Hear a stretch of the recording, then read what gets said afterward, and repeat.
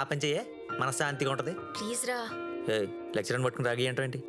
Okay so నువ్వు కూడా నాకు ఒక ఛాన్స్ ఇవ్వా ప్లీజ్. ఛాన్సా? ఏంటది? నీ బ్రెయిన్ లోంచి మన పాత లవ్ స్టోరీ అంతా ఫార్మాట్ చేసే మన ఇద్దరం మళ్ళీ మన లవ్ స్టోరీ ఫ్రెష్ గా రీస్టార్ట్ చేద్దాం. బాగానే నేర్చుకున్నావు. అన్నీ నీ దగ్గరే కదా నేర్చుకున్నాను. ఇలాంటివన్నీ బాగానే చెప్తావు కానీ టైం వచ్చి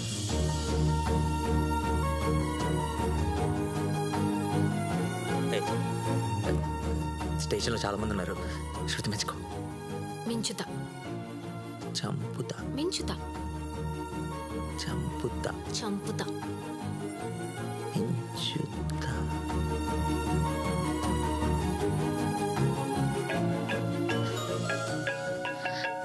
ఈ టైంలో ఫోన్ చేస్తున్నా అంటే అలాగే ఉంటారు. చచ్చారు.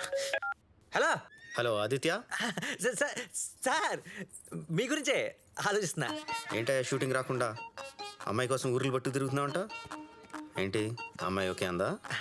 ఓకే అండి sir, finally happy ending. Very good, congrats. Thank you sir. Sir మీరు తప్పకుండా మా పెళ్ళికి భీమవరం రావాలి సార్. అఫ్ కోర్స్ వస్తాను, కానీ అప్పుడే పెళ్ళికి తొందర ఏముందయ్యా? బాహుబలి పార్ట్ 3 ప్లాన్ చేస్తున్నాం కదా, అయిపోయాక చేసుకుందు కానీ. సార్ దయచేసి దానికి దీనికి లింక్ పెట్టకండి సార్. ఏదో ఇప్పుడే నా లవ్ స్టోరీ గట్టెక్కింది. కాదయ్యా, ఇది ముందు సినిమాలాగా అంత టైం పట్టదు. జస్ట్ 3-4 ఏళ్ళలో ఫినిష్ చేసేస్తా. సార్ ప్లీజ్ సార్, నాకు ఇద్దరు పిల్లలు పుడితే ఒకరికి ద బిగినింగ్ అని ఒకరికి ద కంక్లూజన్ అని పేరు పెట్టుకుంటాను. ఈసారి వదిలేండి సార్. బట్ సీరియస్లీ నీకు కో డైరెక్టర్గా కూడా ప్రమోషన్ ఇద్దాం అనుకుంటున్నాను. సార్ సిగ్నల్ సరిగా అందట్లేదు sir. Hello. All the best.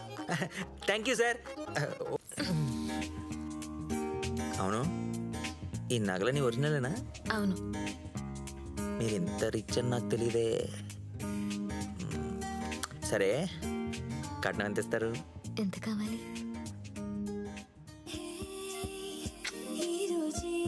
నాకు ఇద్దరు కావాలి.